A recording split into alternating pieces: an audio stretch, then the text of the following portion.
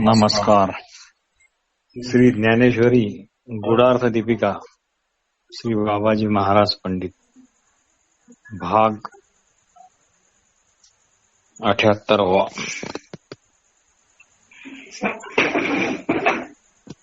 मागे आपण थोडं पाहिलं की जीवाच्या ज्ञानाला विषय होणारा जेवढा व्यवहार आहे तो सर्व जीवलोक या शब्दाचा अर्थ आहे. उत्पत्ती नाश हे जेथे खरे मानले जातात त्यालाच जीवलोक किंवा संसार असे म्हणतात. अविनाशी परब्रह्माचे ठिकाणी उत्पत्ती नाश हे राहूच शकत नाही व अद्वितीय परब्रह्माशिवाय दुसरी वस्तूच नसल्यामुळे दुसऱ्या कुणाचेही उत्पत्ती नाश असे असू शकत नाहीत.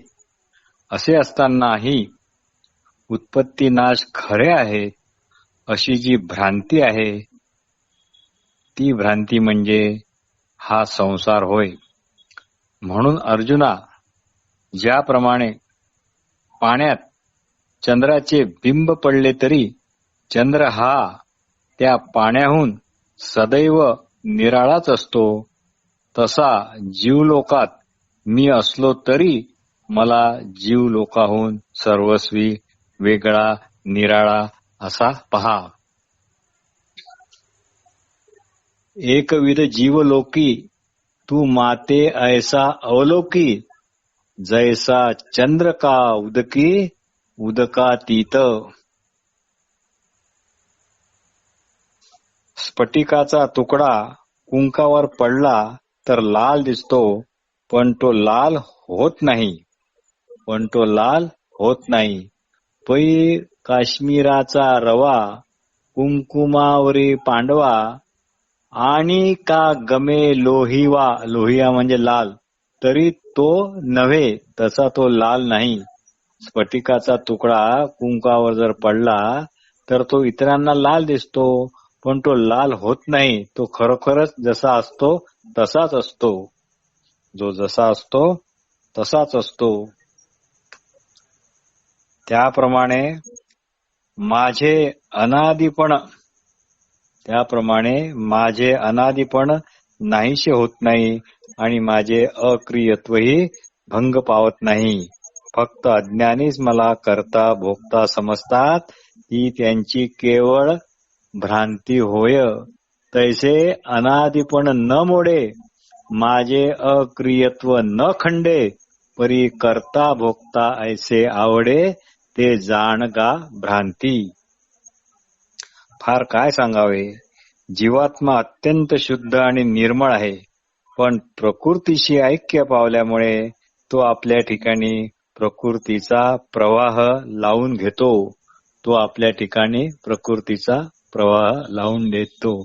किंबहुना आत्मा चोखट होऊन या प्रकृतीशी एकवट, बांधे प्रकृती धर्माचा पाट आपणया. पाट लावणे म्हणजे लग्न लावणे असा एक अर्थ आहे. किंबहुना आत्मा चोखट होऊन प्रकृतीशी एकवट, बांधे प्रकृती धर्माचा पाट आपणया. मनासह 6 स्तोत्र इत्यादी इंद्रिये जी वस्तुतः प्रकृतीचे कार्य आहेत ती माझी आहेत या भ्रांत समजुतीने जीवात्मा त्यांच्या व्यापारावर आरूढ होऊन ते व्यापार माझे आहेत, मी केले, मी भोगले असा व्यर्थ अहंकार धारण करतो. पै मनेसी साही इंद्रिये स्तोत्रादी प्रकृती कार्ये, तिये माझी म्हणून होय व्यापार रूढ. तिये माझे म्हणून होय व्यापार रूढ. ज्याप्रमाणे कुटुंबाची आसक्ती राहिलेला संन्यासी, म्हणजे जो खरा संन्यासी नाही, त्याचे सगळे चित्त कुटुंबात आणि संसारात आहे, असा ज्याप्रमाणे कुटुंबाची आसक्ती राहिलेला संन्यासी स्वप्नामध्ये आपणच आपले कुटुंब होऊन त्याच्या मोहाने ग्रस्त होतो आणि सैरावैरा धावतो आणि कष्टी होतो, त्याप्रमाणे जीवात्मा आपला मूळ ब्रह्मपणा विसरून आपणच प्रकृतीच्या ठिकाणी आसक्त होतो आणि मनाच्या रथावर बसून श्रवणेंद्रियाद्वारे बाहेर पडतो. मग शब्दाच्या अरण्यात शिरतो, म्हणजे नाना प्रकारचे शब्द ऐकतो. त्वचेंद्रिय मार्गाने स्पर्शरूपी घोर वनात जातो आणि नेत्रेंद्रियाच्या द्वारे बाहेर पडून रूप विषयाच्या डोंगरावर सैरावैरा भटकतो. रसनेंद्रियाच्या वाटेने रसाच्या दरीत अडकतो. हा अंशरूप जीवात्मा घ्राणेंद्रियाच्या द्वाराने बाहेर पडून गंधरूप दाट अरण्य ओलांडतो. याप्रमाणे 10 इंद्रियाचा स्वामी असलेला जीवात्मा मनाला जवळ करून शरीराचे पोषण करणारे शब्द इत्यादी विषय जे असतात त्यांना अधाशीपणे भोगतो. पण मरतेवेळी स्थूल देह येथेच राहून 10 इंद्रिये, पंचप्राण, मन, बुद्धी इत्यादी 17 तत्वे असलेला लिंगदेह वेगळा होतो. पण लिंगदेह व स्थूल देह मिळाले तरच कर्तृत्व भोक्तृत्व उमटते, अन्यथा नाही. स्थूल देह प्राप्त होताच कर्तृत्व अहंकाराची वाढ आणि विषय इंद्रिय यांच्या जोराचा उठाव होतो. ज्याप्रमाणे अतिथीचा अपमान झाला असता तो यजमानांची पुण्य संपत्ती शाप देऊन घेऊन जातो, मावळता सूर्य लोकांची दृष्टी घेऊन जातो, वायू सुगंध घेऊन जातो, त्याप्रमाणे देहाचा राजा जीवात्मा देह सोडताना मन इंद्रिये यांना पण घेऊन जातो. वास्तविक पाहता येणे जाणे, जन्म मृत्यू, करणे भोगणे हे सर्वच्या सर्व प्रकृतीचे धर्म आहेत. पण जीवाने ते आपल्या ठिकाणी मानून घेतले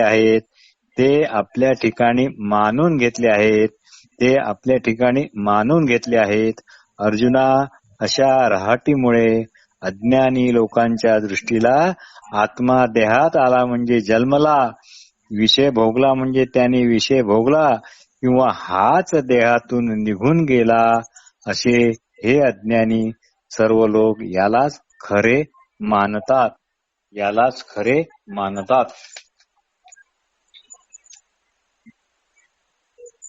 ऐसी तरी ऐसी सिया रहाटी अविवेकीची दिठी, येतुले हे किरीटी गमेची ना.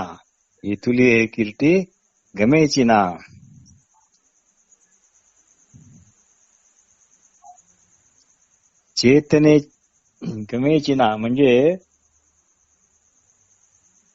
अशा रहाटीमुळे अज्ञानी लोकांच्या दृष्टीला याप्रमाणे वाटत असते की आत्मा देहात आला म्हणजे जन्मला, विषयानेच भोगला आणि हाच देहातून निघून गेला हे त्यांना सगळेच्या सगळे खरे वाटते.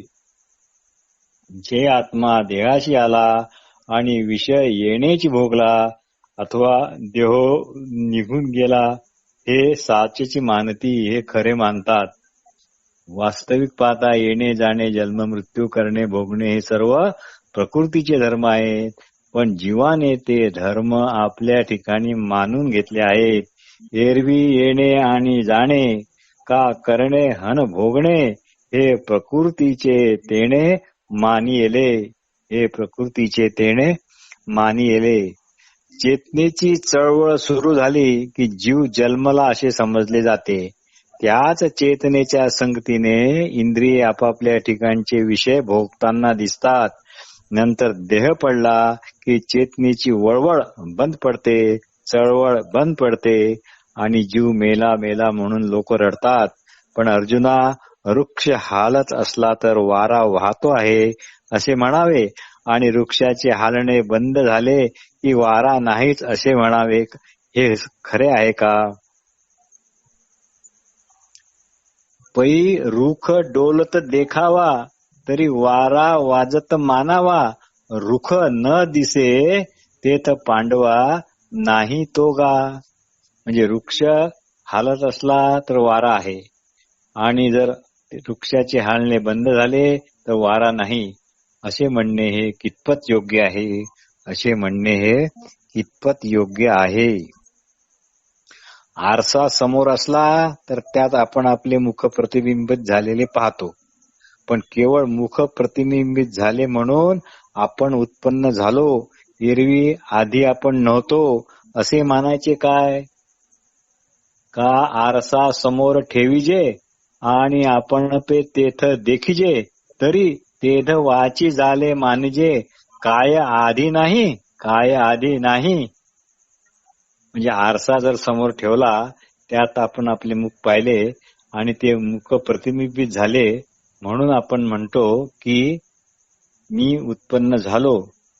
मग याच्या आधी आपण नव्हतो असे मानायचे काय, असे ज्ञानेश्वर महाराज विचारतात. ध्वनी आकाशाचा गुण आहे. ध्वनी आकाशाचा गुण आहे, पण तो गडगडाट करणाऱ्या मेघांच्या कपाळी मारला जातो. पण तो गडगडाट करणाऱ्या मेघांच्या कपाळी मारला जातो. किंवा चंद्रावर अभ्रावांचा वेग आरोपित केला जातो. त्यामुळे चंद्र वेगाने धावताना दिसतो किंवा अभ्रे वेगाने धावताना दिसते. जशी तुम्ही दृष्टी लावाल त्याप्रमाणे तुम्हाला हे दिसते. याचा अनुभव सगळ्यांना आहेच. शब्द तरी आकाशाचा, परी कपाळी मिटे मेघांच्या, का चंद्री वेग अभ्राचा आरोपीजे, का चंद्री वेग अभ्राचा आरोपीजे. तर आत्मा आपल्या ठिकाणी जसा आहे तसाच आहे आणि देहाचे धर्म देहाच्या ठिकाणी जसे आहे तसेच आहेत. हे पाहणे यालाच खरे ज्ञान म्हणतात. देह धर्माचा आत्म्याच्या ठिकाणी आणि चैतन्य धर्माचा देहाच्या ठिकाणी मिथ्या आरोप करून जीव संसाराचा मिथ्या अनुभव घेतात.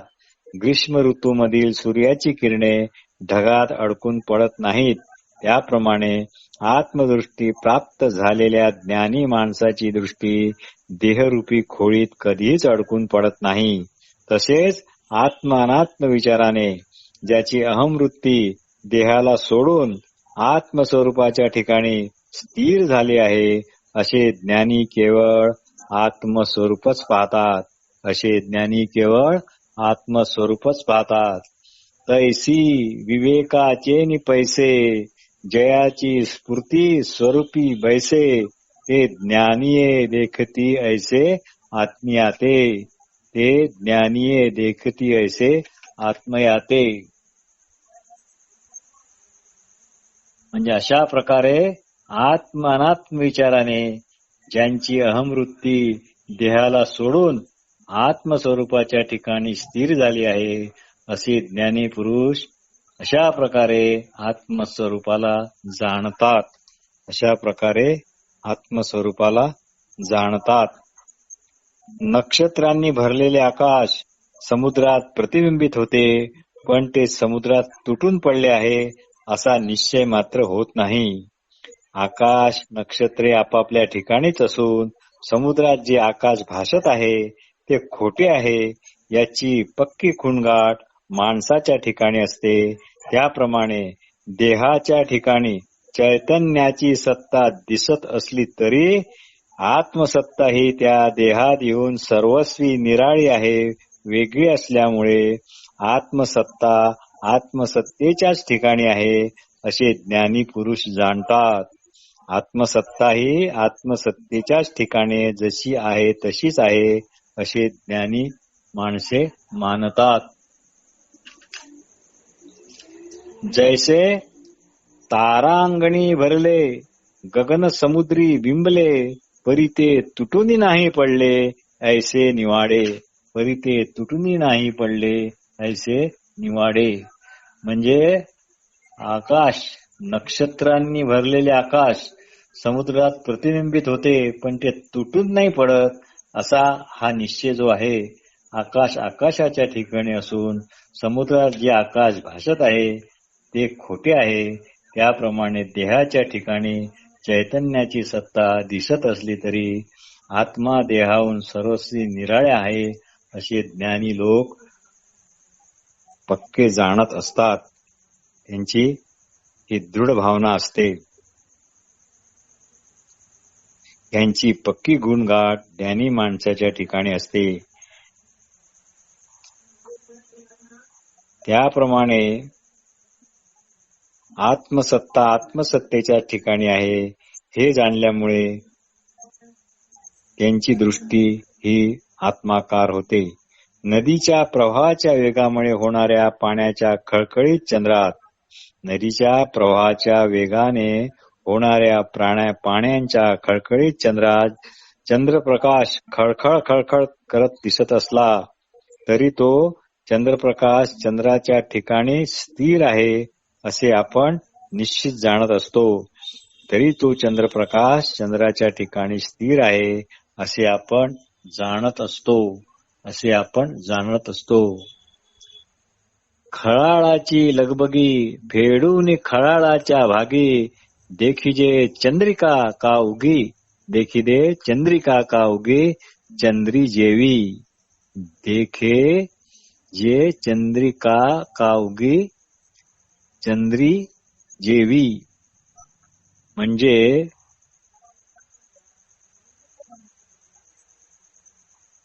नदीचा प्रवाह जेव्हा वेगाने वाहतो तेव्हा पाण्याचा खळखळ असा आवाज येतो आणि त्यावर अनेक तऱ्हेचे तरंग निर्माण होतात आणि त्या तरंगात जेव्हा चंद्रप्रकाश पडतो त्यावेळी तो पण साधारण चंद्रप्रकाश खळखळत आहे असे आपल्याला वाटते, पण तो चंद्रप्रकाश चंद्राच्या ठिकाणी स्थिर असतो हे आपल्याला पक्के माहीत असते.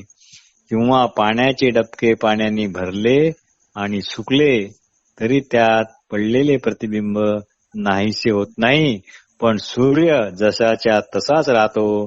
त्याप्रमाणे देह होत जात राहतात, असंख्य देह होत जात राहतात.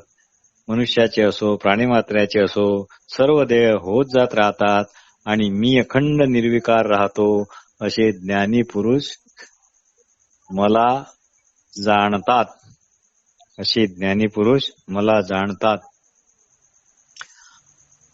म्हणजे पाण्याने भरलेले डबके पाण्याने भरते सुकते, त्यात पडलेले सूर्याचे प्रतिबिंब पाणी असले की दिसते आणि पाणी सुटले की दिसत नाही, पण सूर्य मात्र जसाच्या तसा असतो. त्याप्रमाणे अर्जुना देह हे होत जात राहतात, मी मात्र अखंड निर्विकार जसाच्या तसा राहतो. ज्याप्रमाणे घट मठ तयार केले व नंतर मोडले तरी त्यातील आकाश उत्पत्ती नाश रहितच असते. ज्याप्रमाणे घटमट तयार केले आणि नंतर मोडले तरी त्यातील आकाश उत्पत्ती नाश रहित असेच असते. उत्पत्ती नाश रहित असेच असते. घटमट घडले त्याची पाठी मोडले परी आकाश ते संचले, असतची असे. त्याप्रमाणे अखंड अशा आत्मसत्तेवरच अज्ञान दृष्टीने असंख्य देह मनुष्य प्राण्याचे इतर प्राण्यांचे कल्पिल्या जातात, पण त्यामुळे मूळ चैतन्य कमी किंवा जास्त होत नाही व ते मूळ चैतन्य काही करतही नाही आणि काही करवतही नाही आणि काही करवितही नाही. हेच ज्ञानी पुरुष आत्मज्ञानाने जाणत असतात. पण अर्जुना जगातील सर्व ज्ञाने प्राप्त होतील, बुद्धी परमाणूची गणती पण करू शकेल इतकी ती तीव्र होईल. सर्व शास्त्रांचे सिद्धांत जिभेवर येऊन बसतील, व्याकरण उत्पत्ती मुखोद्गत होईल. पण जर चित्तात दृढ वैराग्य नसले तर सर्वांतर्यामी राहणारा मी त्याच्यापासून दूरच राहील. माझ्याशी ते ऐक्य पाहू शकणारच नाही. तोंडभर ब्रह्मविचार बोलता येऊनही मनात जर विषय चिंतन असेल तर माझी प्राप्ती नाही हे तू त्रिवार समज. विवेके वीण वैराग्य आंधळे, वैराग्यावीण विवेक पांगळे असे श्री एकनाथ महाराजांनी चतुश्लोकी भागवतात म्हटले आहे. अरे अर्जुना, स्वप्नात ब्रह्मविचाराचे ग्रंथ बरळण्याने संसाराचे बंधन तुटते की काय? अरे अर्जुना, स्वप्नात ब्रह्मविचाराचे ग्रंथ बरळल्याने संसाराचे बंधन तुटते की काय? किंवा पोथीवरून नुसता हात फिरवला असता पोथी आपण पूर्ण वाचली असे कधी होते का? किंवा मोती डोळे बांधून नाकाने हुंगले तर मोत्याचा कस, रंग, वजन, किंमत इत्यादी आपल्याला कळेल काय? त्याप्रमाणे चित्तात देहाहंकार कायम असून केवळ वाचेने सर्व शास्त्रे तोंडपाठ असतील तर ती काय कामाचे? अर्जुना, जो मी एक अद्वैत स्वरूप असून सर्व प्राणी मात्राच्या ठिकाणी कसा व्यापून आहे ते तू आता ऐक.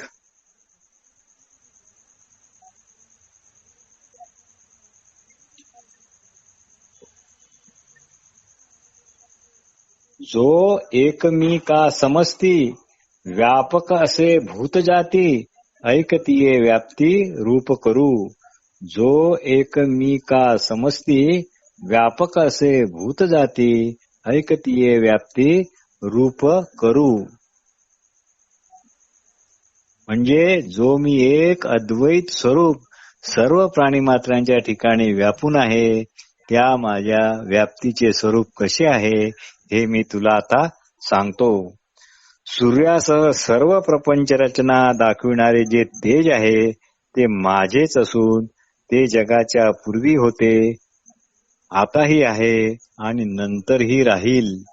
तरी सूर्या सगट आघवी हे विश्वरचना जे दावी ते दीप्ती माझी जाणावी आद्यंती आहे.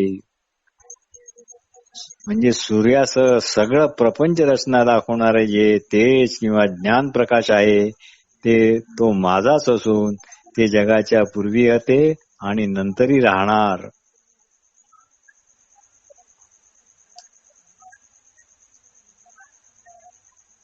अर्जुना, सूर्याने जल शोषून घेतल्यावर वनस्पतींना प्राण्यांना ओलावा आणि आनंद देणारा चंद्राच्या ठिकाणचा शांत चंद्रप्रकाश हा माझाच होय. जल शोषून गेलिया सविता ओलांश पुरवितसे जे मागोता ते चंद्री पंडुसुता ज्योत्स्ना माझी.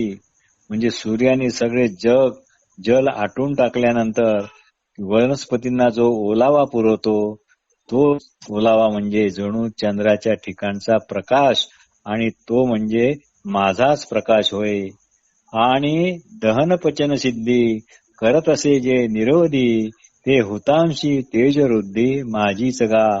आणि अमर्यादपणे जाळणारी आणि खाल्लेले अन्न पचवणारी जी अग्नीच्या ठिकाणची जठराग्नी ज्याला आपण म्हणतो अग्नीच्या ठिकाणची जी तेज आहे त्या तेजाची वाढ जी काय आहे ती माझीच आहे. त्या तेजाची वाढ जी आहे ती माझीच आहे. म्हणजे सूर्याने जल शोषून घेतल्यावर वनस्पतींना प्राण्यांना ओलावा आनंद देणारा चंद्राच्या प्रकाशाचा शांत चंद्रप्रकाश माझाच होय. अमर्यादपणे जाळणारी आणि खाल्लेली पचवणारी अग्नीची जठराग्नीची जितकी वाढ आहे ती सर्व माझीच आहे. ती सर्व माझीच आहे. मी पृथ्वीच्या पोटात शिरलो असल्यामुळे समुद्रासारखे अफाट जळ देखील पृथ्वीसारख्या मातीच्या ढेकळाला विरघळू शकत नाही. पृथ्वीसारख्या मातीच्या ढेकळाला विरघळू शकत नाही. मी रिगालो असे भूतळी म्हणून समुद्र महाजळी हे पासूंची ढेंपुळी विरेचिना. हे पासूंची ढेंपुळी विरेचिना.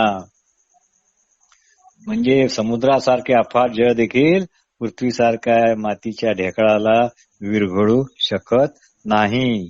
पृथ्वीसारख्या मातीच्या ढेकळाला विरघळू शकत नाही. आणि भूमी जी चराचर सृष्टीला धारण करते ते खरं म्हणजे मीच भूमीत शिरून धारण करतो. आणि भूतेही चराचरे हे धरितसे जे अपारे तिये मीच धरी धरे रिगोनिया.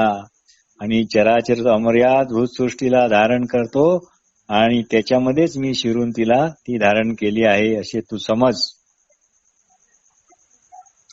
अर्जुना, मीच आकाशात चंद्राच्या रूपाने अमृताचे चालते बोलते सरोवर झालो आहे. गगनी मी पंडुसुता चंद्राचे निमिषे अमृता भरला झालो चालता सरोवर. भरला झालो चालता सरोवर. मीच आकाशात चंद्राच्या रूपाने अमृताचे चालते बोलते सरोवर झालो आहे. आणि तेथून अलग अलग निघालेले असंख्य किरण रूपी ओघ माझ्यातूनच उगम पावतात आणि सर्व औषधीच्या मळ्यांचे पोषण मीच करतो. अशा प्रकारे तेथून फाकती रश्मीकर ते पाट पेलुनी अपार सर्व औषधींचे आगर भरीत असे मी. म्हणजे अशा प्रकारे तृणधान्य इत्यादीची समृद्धी करतो आणि त्या अन्नाद्वारे भूतमात्रांना जगवतो. ऐसेनी सस्याधिका सकळा करी धान्य जाती सुकाळा दे अन्नद्वारे जिव्हाळा भूत जाता. दे अन्नद्वारे जिव्हाळा भूत जाता. अशा प्रकारे प्राणीमात्रांचे अन्न आणि प्राणीमात्रातून खाल्ले जाऊन ज्या तेजाने त्या अन्नाचे पचन होते आणि त्यामुळे प्राणीमात्र समाधान पावतात ते तेज कसे आहे पहा. सर्व प्राणीमात्राच्या पोटात नाभिस्थानी मीच एक धगधगती भुकेची शेगडी तयार करून ठेवली आहे. त्यामध्ये जठराग्नी जो आहे तो मीच आहे. अहोरात्र प्राण अपानाचा जोड भाता फुंकून मी पोटामध्ये जठराग्नी प्रदीप्त करून किती अन्न पचवतो याची काही गणतीच नाही. किती अन्न पचवतो याची काही गणतीच नाही. प्राणापानाच्या जोडभाती फुंक फुंकून या अहोरात्री आटित्यसे नेणो किती उदरा माझी. शुष्क व स्नेहयुक्त चांगले शिजवलेले अर्धकच्चे असे चारही प्रकारचे खाल्लेले अन्न मीच पचवतो. अशा रीतीने मीच सर्व लोक झालो आहे.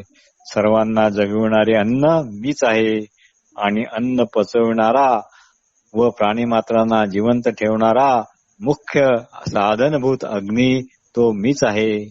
अर्जुना, आता इतके सांगल्यावर आणखी माझ्या व्याप्तीचे विशेष स्वरूप काय सांगायचे आणि काय सांगायचे बाकी राहिले. येथे दुसरे काहीच नाही, मीच सर्वत्र आहे असे समज. येथे दुसरे काहीच नाही, मीच सर्वत्र आहे असे समज. आता ऐसिया ही वरी काही सांगो व्याप्तीची नवाई जेथ तुझे नाहीच घेई सर्वत्र मी. इतके सांगितल्यावर आणखी माझ्या व्याप्तीचे विशेष स्वरूप काय सांगू. येथे दुसरे काहीच नाही, सर्वत्र मीच आहे, सर्वत्र मीच आहे असे तू समज.